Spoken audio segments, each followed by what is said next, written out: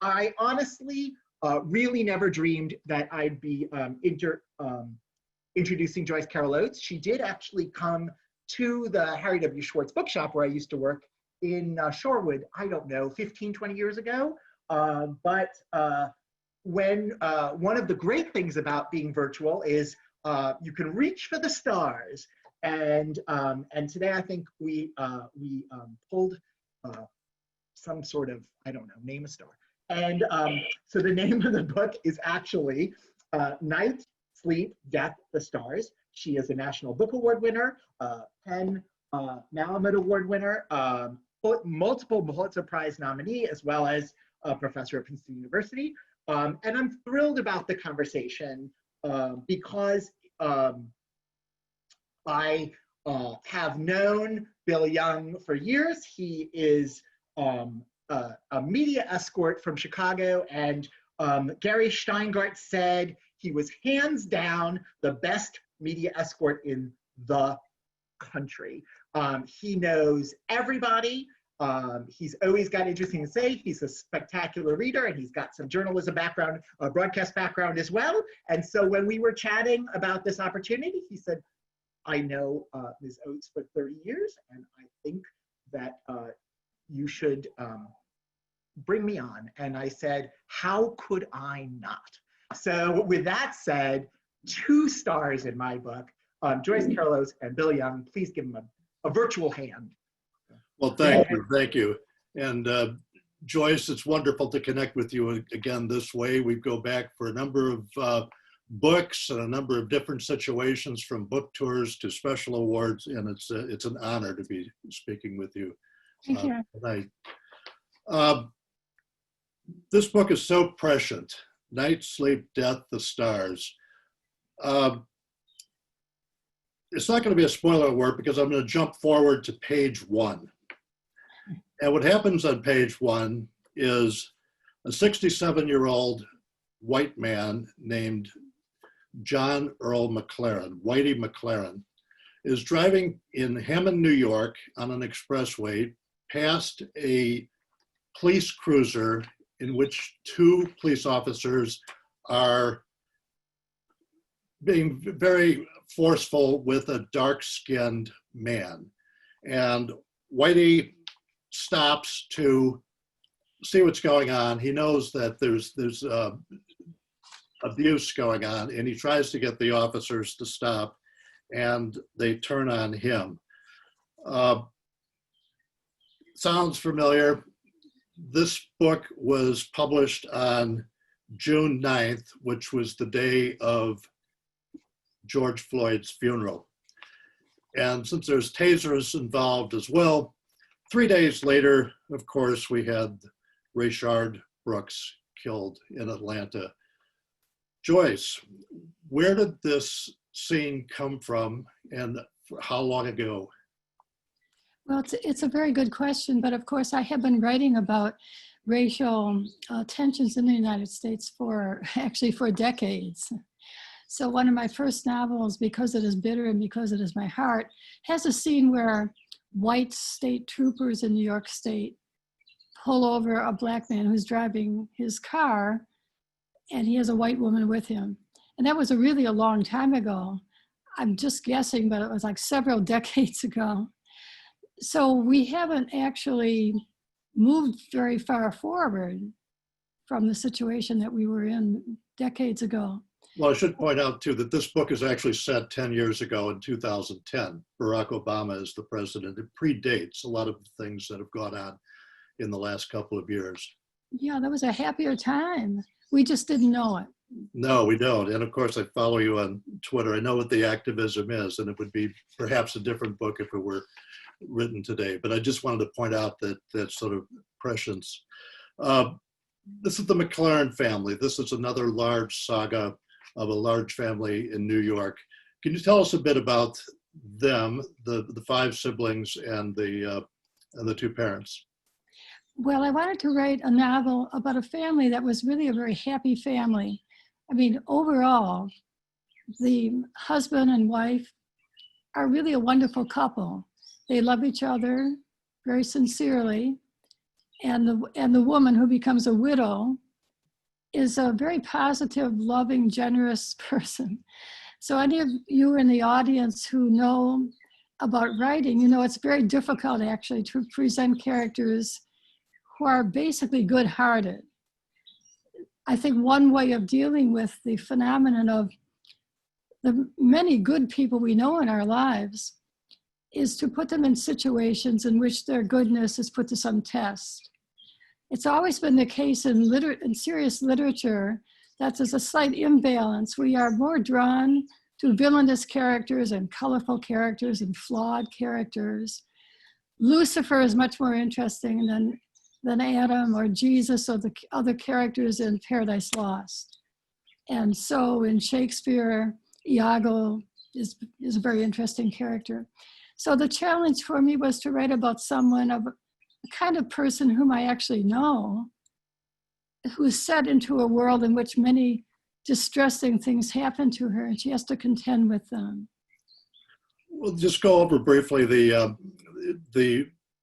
family. It's Whitey who's is the victim of the police in the opening scene, and his wife, Jessalyn. They've been together for about 40 years, as you say. She's a loving woman, and they're in the same large house, and the children are roughly 15 years apart, from about 40 years old to 25 or so. Virgil's the youngest. So you have Tom, who's the oldest son and his father's right-hand man. Beverly has a family, lives in the community, married to a lawyer. Lorene is a high school principal in the community. Sophia, a biological researcher. She's tests lab animals for a cancer cure. And then Virgil, he's the last guy, and he lives in a commune, a sort of hippie, but also quite a good artist. He's an underground artist in some repute. So this book is both about grief, and it's told through the children's coming together with Jessalyn, but also their memories of Whitey, and their behavior is or their memories are determined by the way that he felt about them. Is that? Yes, I'm very interested in the phenomenon of the family and how when there's a death in the family or something happens, everything is sort of realigned. There are new relationships between the siblings. Sometimes there's a whole sense of being totally panicked, not knowing who you are anymore. One or two of the Mclaren children think that now that their father has died, what connection do they have with one another? They're no longer feeling this bond. And also adult children become very panicked as well if they see that one of their parents, a widow or widower, becomes interested in somebody else with the possibility of remarrying. That's really a terrible threat. And I write about it, I hope, with some measure of comedy, because I thought, along with it being a tragedy, a lot of funny things happen in our lives. Yeah, and there's very different reactions to it. Initially, they all come together. They're vying to be the caretaker for her, as Whitey is in the hospital. I guess it's not giving anything away, because he's in there as a stroke victim, not as a victim of police abuse. The family really doesn't know that, because the police have covered it up to begin with. So they are earnestly going to the hospital. He's a stroke victim. He's gradually getting better. What happens what everybody knows about at the beginning is actually sublimated within the book as you develop the family. I know that you also you're famous for short stories, and you're teaching a master class in the short story. To me, reading the individual stories, if they're not connected to Jessalyn, the mother, they are stories told individually about the siblings. And it seems as if when you were writing those were almost self-contained stories. because the other siblings and the other family members don't really enter it. Was that true? Yes, I thought that the novel is having spokes, the spokes of the various characters. The story moves through time. Some things are happening in every day. Things are happening in a forward motion, in a linear motion, but we learn about them through the different characters as they relate to one another or to their mother, or maybe they have flashbacks and memories. Well, Whitey's a big part of that book for that reason, because they're memories of him. And Jessalyn has an ongoing dialogue with him when she's alone. Yeah, I particularly wanted to write about the phenomenon of grief, how we feel when we lose someone over a period of time, and how we start to change, our personalities begin to alter. There's a saying, I think it might be a Jewish saying, a door closes, another door opens. Well, I had when Chris, who introduced you, showed the book, and he was how thoroughly he enjoyed it. I felt the same way. It was a pleasure to read, and there's some long chapters, especially with Jessalyn. There's chapters that are like 80 pages long that just flow. And I guess it would seem like you were taking a great deal of pleasure exploring them, and it didn't seem that you were really writing it from an outline as much as going forward in a natural, intelligent way. Right. Well, some of it's emotionally autobiographical, because I did lose my first husband, and I wanted to write about the rawness of grief immediately after losing someone, where it's really turbulent, almost like a sea. It's almost like you're being tossed in the waves. But then after a while, you actually get exhausted.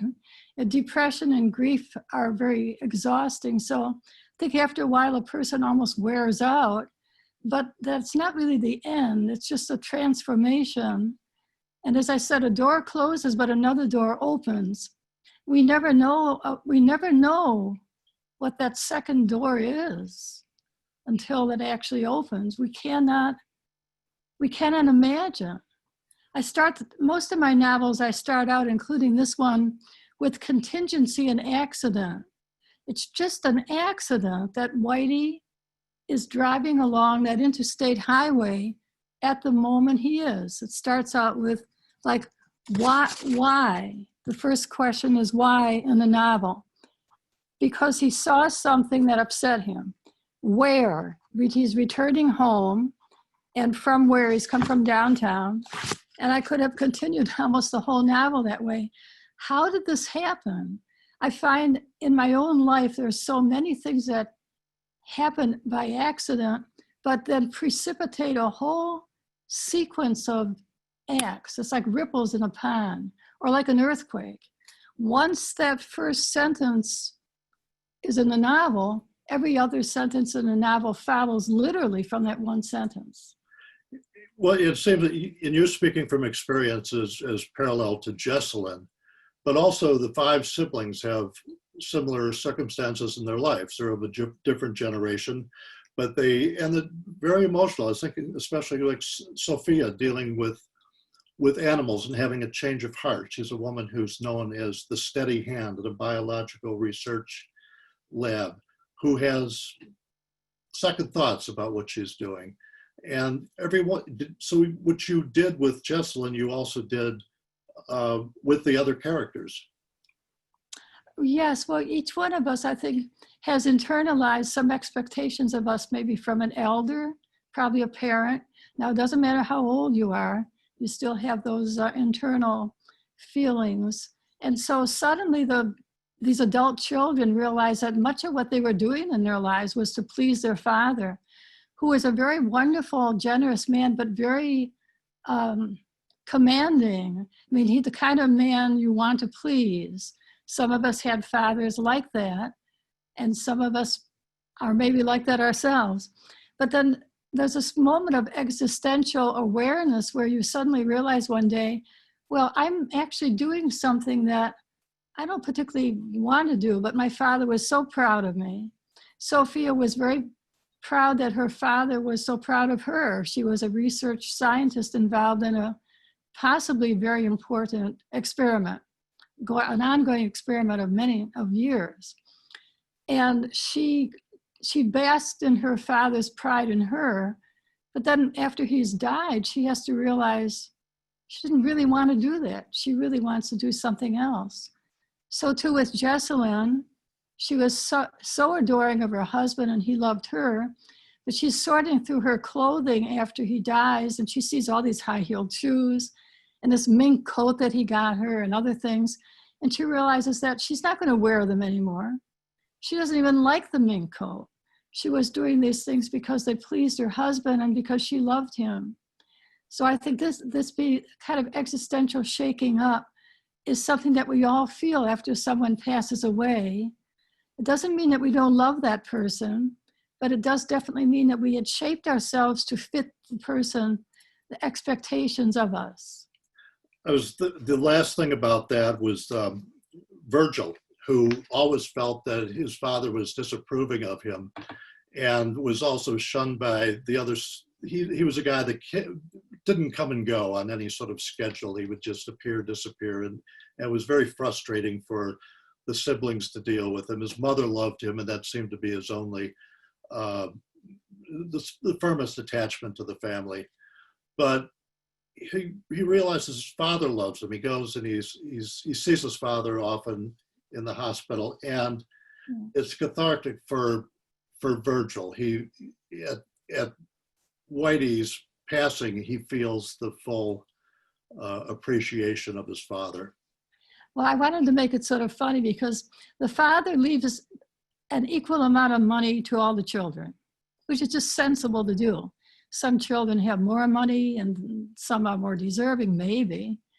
Maybe he even loves some more than others, but he leaves them all the same amount of money, which seems sensible. But most of them are very resentful. Each one of them thinks, oh, that's not fair. I need the money more than, my sister. And only the younger siblings don't feel that they're mistreated. They feel surprised that they got as much money as they did. So I think it's very funny how each person, especially Loren, who is this high school principal from hell, each one of them feels that he or she is like the center of the universe and that the father really loved them best. Yeah, she thought that her father thought she was the smartest. She probably was, Well, it's something what money will do then, because you've got this family, it's like shaking the snow globe. And once the money enters in there, and it's pure emotion, especially from Beverly, who feels outraged that other people got as much money. Right. But I also wanted to write about a family that had money, because I often have written about people who are poor, who are scrambling, to get out of poverty. And I wanted to take on another challenge, I think, to make people sympathetic who are actually not poor.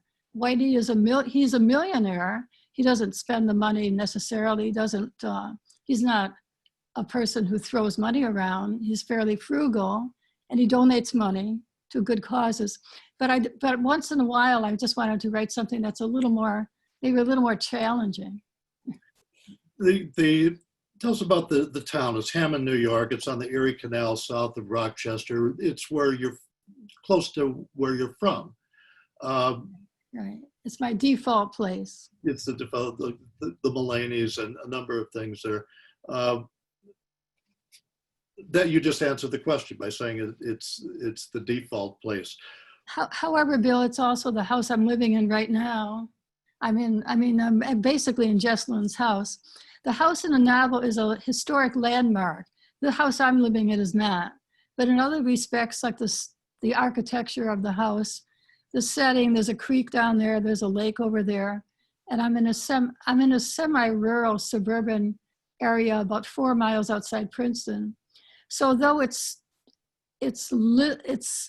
officially set in Hammond, New York, it's also in a more literal sense just set literally where I live. Yeah, it's plunked down in a place that everything around it is on the map, except. Yeah, I hope you're going to mention Mac the Knife, the kitty. I am actually, and I was gonna tease with that because I was gonna introduce the other characters. You've got this Looking for my kitty. very well. I have two dogs here somewhere too. Kitty? I did like Mackie, and I guess what the next thing I want to talk about is other people that enter in, and maybe it's a coincidence because where they're from isn't really that important, but everybody else in the central characters of this book are from a long way away. The family is Hammond, New York, Central New York, Mid-America, upper middle class, but everybody else is from the mistaken identity of the dark-skinned man is actually a guy named Azim Murthy. He's an Indian doctor in Hammond. And then Alistair Means is Scottish. A guy who comes around, Hugo Martinez, emerges from Puerto Rico. Some confused people think he's Cuban. And then, Born in Newark. Wasn't he born in Newark? I think he was. His parents, yeah, he's actually considered foreign by people. Right. They just look at his skin, you know. But he was born in Newark, I think. Yeah, but then Amos from Nigeria. Is there a reason for this sort of foreign confluence into the book? Well, Or no, I think on our natural experience, we meet people from all over. Certainly where I live in Princeton and no doubt in Chicago, we're meeting all sorts of different people. Yeah. And Hugo's lived around there for a long time. in Hugo Trout, yeah. He may be misidentified by people who think he's the lawn man because he's Hispanic, but actually he belongs there as much as anybody else. I've had experience like that with authors of Mexican descent who have been mistaken for the car jockey, famously. No, you have to have a sense of humor, I guess, if you're a person of color in this country. You have to have more than a sense of humor, but you definitely need that. I mean, the racism, if that's what it is, it could just be ignorance or naivete or silliness, you know. It just must be like every day there are these microaggressions. When there's not a macroaggression, like an actual lynching, there's all this whole sequence of microaggressions. Well, I was going to tease with Mackie the cat as another of, he's the sort of cat from hell that befriends Jessalyn, that allows Jessalyn to do everything, but he's the scourge for the rest of the family.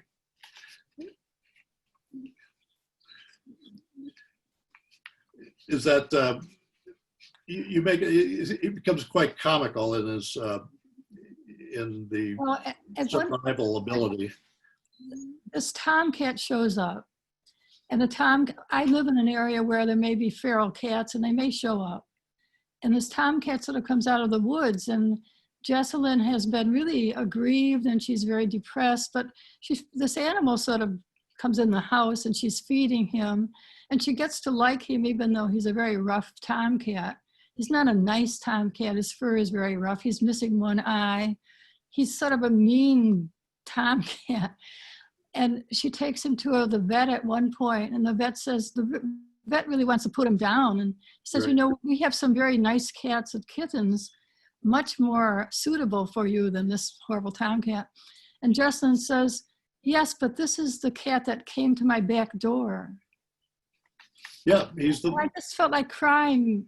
Yeah, he chose her. Well, yeah. That's the way life is. I mean, it's the cat that came to your back door. You should take care of that cat rather than a pretty kitten from the vet. We proceed then. The novel takes place over the course of a year. It's from the incident is in October, and then the following November. So everything occurs in that space, and it's almost without a beginning or an end. Any of these characters could just continue to go. So Sophia is going to graduate school, or Tom has taken over the business. What's going to happen to him? Did you know where this book was going to stop at some point after, if you knew the catalyst to begin, did you know how these siblings would just have to stop being in this Yes, book? I would stop with the trajectory of Jessalyn thinks at one point, Whitey has died. She loved him so much. He's like a sun in the sky, but the sun is waning. There's nothing she can do about that. Whereas she meets another person, that's like the moon. Now the moon is not as strong as the sun, but the moon is there in the sky, and she is going to love him, maybe not the way she loved her husband, her first husband, but she's going to want to take care of him. I think there's a very strong need or predilection in people, certainly I see it in myself, to want to take care of people too. Now, not necessarily to be taken care of, but to nurture and, and love people. If you have animals, if you're an animal lover, that's part of what you're doing. You're taking care of an animal. You may have brought an animal home from a rescue shelter, saved its life. So she sort of moves into this new phase, and she's no longer the young woman. She's no longer the girl that Whitey had met. She's a new person. She's much older. There's a whole new stage that if you're a widow, and I suppose a widower either, you have a choice. You're just going to have to move forward. You can't stop, and you certainly can't go back. You can't give up. You have to move forward into the next phase. It's the next door that opens. You're also a poet, and this was in the middle of the book, and it sort of set the tone of what the expectations would be or not be, or what the possibilities would be or not. Sort of the infinite nature of the book. And this is the quote: "Poetry is infinite and has no natural completion. To be truthful to the vagaries of life, one could never end a poem, just continue." And this book seems very much like that. Well, it does end with a wedding. It ends with a marriage, so that's trajectory is sort of a familiar, a traditional or archetypal ending. How long did this book take to write, and did you write it straight through without other projects intervening? Well, I probably did things in between, but this novel has the momentum in some chapters of comedy. There are people talking, and there's a lot of dialogue. When you have a lot of dialogue in any work of fiction, it's not so much introspective and interior or stream of consciousness. It's more like dialogue in a play or in a movie, so it tends to move much faster. And when people are talking to one another, there's much more opportunity for humor. So the siblings say all sorts of things to one another, and the sisters are always sniping at one another. They actually do love one another too, and I really liked all of them. Some reviewers thought they were just horrible people. I was shocked at that. They're just regular people. I mean, the standards that some people have in characters in books are nothing like the standards that they have for people around them or themselves. Well, but I did like that they weren't symmetrical. There were some that you did like more than others. Well, I liked Lorraine. She was so incredibly awful. Well, I came to like her because, but you also have another thing, and I was going to ask you about the research, because she would be one of them with, you have psychiatry and you have the research lab, and you're very well versed in the precise language of the scientific endeavors. How much research did you do for that? Well, my second husband, Charlie Gross, was a neuroscientist, and he was an experimental research scientist. So just living with him for 11 years, talking to him and reading books from his library. I wrote a whole novel based on a lot of some of Charlie's experiences, called The Man Without a Shadow, which is about a man who literally is losing most of his memory and a woman who falls in love with him. He has very little memory. He doesn't have any new memory, what's called short-term memory. He can only remember things for about 70 seconds, I guess. And that's all based, Charlie, as I said, was a neuroscientist. So I did a little research, but before I met Charlie, I would not probably have written about these subjects at all. Science and scientists and the world of science and the consciousness of science are very different from the world of the humanities. And then the corollary experience in your life, you're also an avid reader. What's the ratio of time that you spend writing and then? I don't really know. I try to write during the day and work during the day, and then I do read in bed at night, but sometimes I read during the day also. I tend to be a person who's reading for review. So I'm actually reading the short stories of Brian Moore that had never been published before. They'd never been collected. He wrote the wonderful novel, The Passion of Judith Hearn, The Lonely Passion of Judith Hearn, The Feast of Lupercal, and some other really excellent novels. But this is the first book of short stories of his I'm reviewing for TLS. So I'm reading and rereading his work. And what about just pure pleasure? I mean, mystery novel. No, but that's pleasure. Okay. Everything I read is pleasurable. I can't imagine that I wouldn't want to read this. The stories are very good. I was reading with a book club, an online book club, War and Peace for a couple months. And that was very interesting to do. Each day we all read 12 pages, which is not much at all. But we eventually read the whole 1,400 pages of War and Peace. Well, do you read anything that people might be surprised that you would be interested in? Oh, I don't know. Well, I found War and Peace an interesting and problematic novel to read in 2020. This Tolstoy is not exactly a radical liberal. He would not have liked feminists. He would not have liked women writers, I don't think. Tolstoy divides women into what he called intelligent women and real women. And the intelligent women were annoying because they asked questions and they had their own ideas, whereas the real women just listened to the men and did what the men wanted them to and had a lot of babies. So my confrontation with War and Peace was challenging, but I'm happy that I read it. And what about teaching these days? Well, I'm not teaching at the moment, but in mid-March, our university shut down. Princeton shut down, and I was also teaching at Rutgers. So they shut down and we finished the course. We finished the term teaching by Zoom, which was awkward. It's a little bit awkward, but it's much better than nothing. The students were very happy to see one another's faces and to be in some sort of community again. They had been all kind of scattered. I think the young people must be suffering tremendously because of their interrupted university experience. Like I had freshman students, and it all ended so abruptly. And having no idea when it's going to come back. They have no idea, and I don't think probably the fall is going to be, I really don't think classroom teaching is probably going to happen. Well, and it could easily shut down after they start. Yeah, but we are living through such a tumultuous time because with the pandemic, and we have found new communities like this.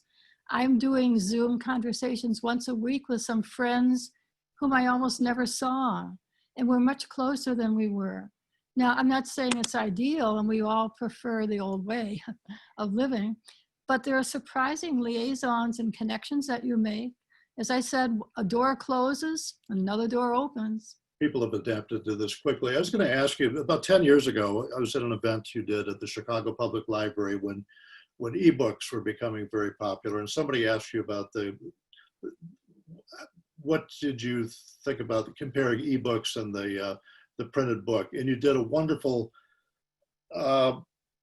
explanation of why books are important from the tactile sense of holding a book, but also there are whole art departments at publishers, and books are beautiful. There's the spine and the end papers and the typeface. And looking around my room here, books all over. But if they were e-books, we couldn't see them. but this is the corollary question is now you've been on tour for a long time, and now you're sitting in your home and I'm sitting and we're not even, neither of us is in Boswell books. How does this now compare to what you're used to with the book tour? Well, that's hard to answer. One thing, we're not flying around, and I think under the best of circumstances, being in airplanes, even without a pandemic, being in airports was not a great experience for most people. The air that circulated in airplanes under the best circumstances is not an idea. It's not ideal. You know, many people go on airplanes and they come back with bad colds, or they have some sort of illness or flu or something. So I don't think we missed the flying experience. But as I said, we have to adapt, and some people are doing it very well. And we're beginning to, I think, make inroads in how we can live in a sensible way by wearing masks in socially dense situations and going out, if you can, in in nature, in the woods, keeping a social distance from other people. But I think many people have been reading books, maybe more than before. And the books are very beautiful. I always love the covers of my books. I have something to do with choosing the covers. That is a beautiful book. All the great, the great works of literature like Ulysses or The Great Gatsby, Sound and the Fury, Hemingway, all these wonderful novels were unique and had their own special covers. The first editions had covers that were unique to those books. But if they're e-books, all that just is dissolved away, that specialness, the quality of the paper, whether there's an author's signature, the little James Joyce, little tiny, almost miniature handwriting. I mean, all those things make everything is very unique and special. Whereas when it's electronic, we lose that sense of the individual and the unique. That's exactly what you said 10 years ago. It's nice to hear it again. I probably said more than that. There's a lot to be said. I mean, the whole idea of art, a work of art. I'm surrounded by paintings in my study here, different works of art. Work of art should be unique, rather than just an image on a screen that could be replicated thousands or millions of times. Thank you. The last thing I want to ask you is the title. I know from reading the book where the title comes. Could you tell me how you chose Night, Sleep, Death, the Stars? Well, this is this wonderful poem by Walt Whitman. In fact, I can end our discussion by reading it. That would be nice. Called A Clear Midnight. Now, we're all very familiar with the very expansive, outgoing, extroverted, long line Walt Whitman. Sort of a wonderful, a very full-blown, full-bodied American voice. But very few people know that there was another side of Whitman where he was doubting. The expansive Whitman seems to have little doubt, and he's very, very almost macho and audacious and reckless. But there's another side of Whitman. It's his more feminine side, you could say. And this is when he's alone, a clear midnight.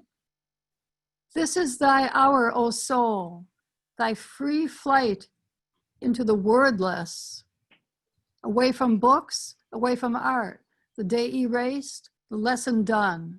Thee fully forth emerging, silent, gazing, pondering the themes thou lovest best, night, sleep, death, and the stars.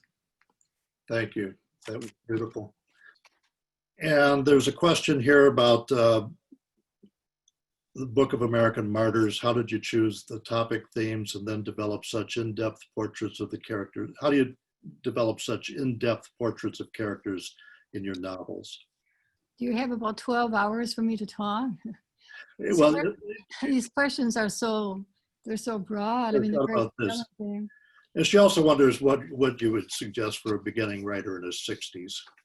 Oh, beginning writer. Well, I think anyone who's a reader could be a writer. I think reading is the first step, and then you become aware, maybe you've assimilated ways of storytelling. That's why children are such natural storytellers, because stories are told to children and then they start to mimic them. So anyone who wants to be a writer should just be reading and read what you want to read and what you enjoy reading. And then you'll assimilate a kind of a sense of the form, you know, like how long a story should be or what pacing. I think a lot of it is actually unconscious. Thank you. I can't believe I'm talking to Joyce Carol.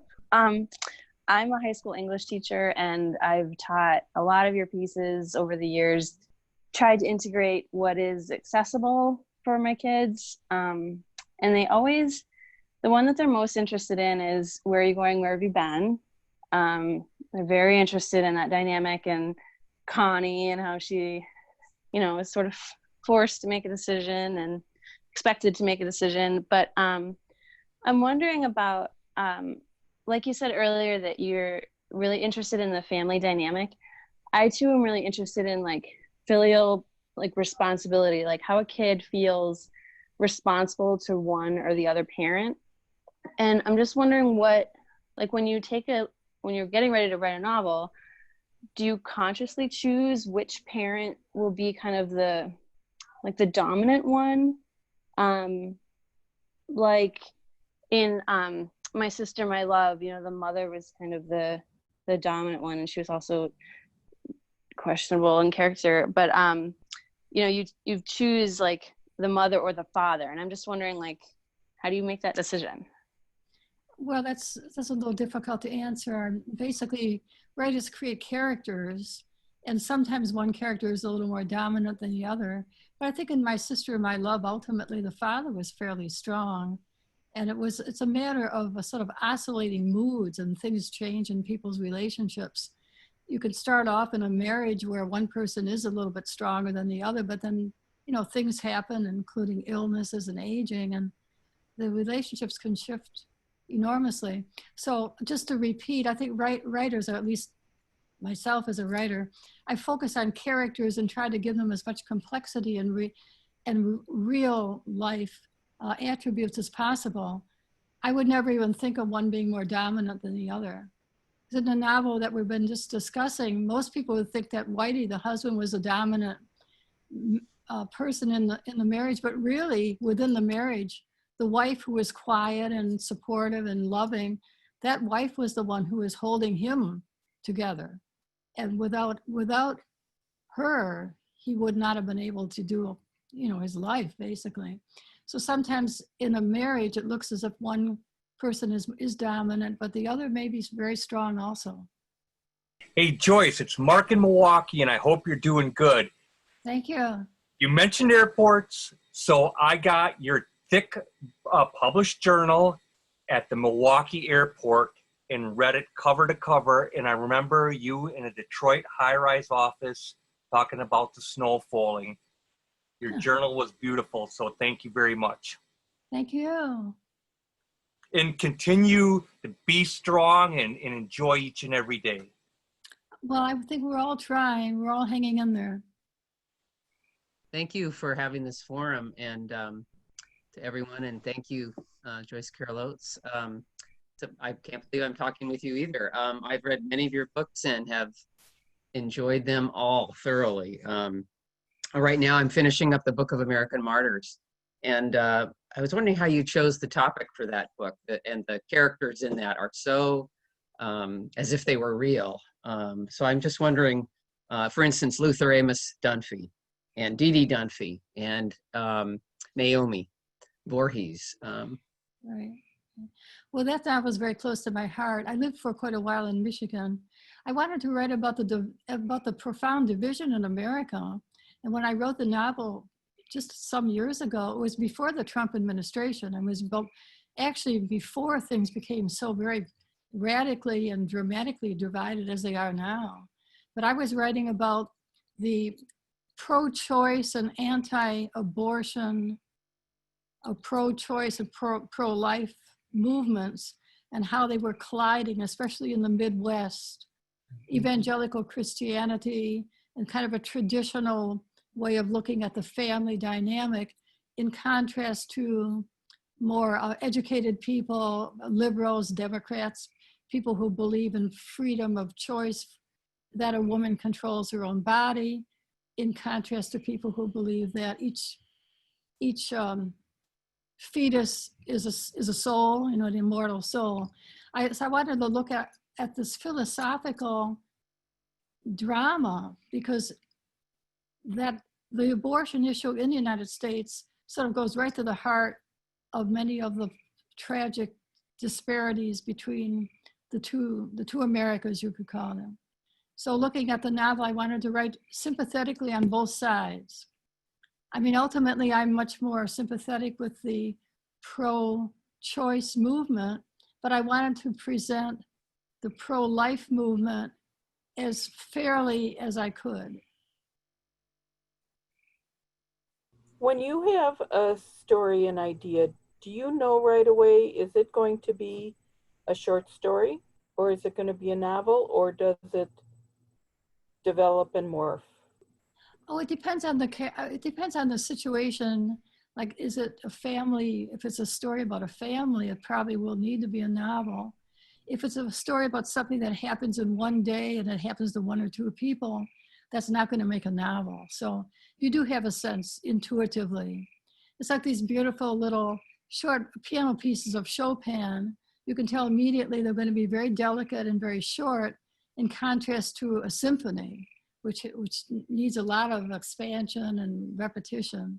There's just a feeling that there's an ideal form for each story. Hi. Hi, good to see you. Hi, Joyce. It's great to see you. I do have a question for you, and it's this. Do you remember what is the first thing you remember writing? The first thing I remember writing, you mean when I was really little? Yeah. Oh, I guess I had a tablet. I had a tablet where I was scribbling. I was drawing chickens and cats, but I couldn't write yet, so I made scribbles. And I guess must have thought that I was imitating adult handwriting. It's just all these scribbles. It was very like War and Peace if Tolstoy couldn't write. We are so honored to have hosted Joyce Carol Oates. We're very grateful for Bill Young for doing the conversation. We are, of course, so grateful to all of you, because we wouldn't have a bookstore without you. Hope to see you at another event. Thank you, everyone, for coming. Good night. Good night. Good night, Joyce. Night, Bill. Thanks a lot. Thank you.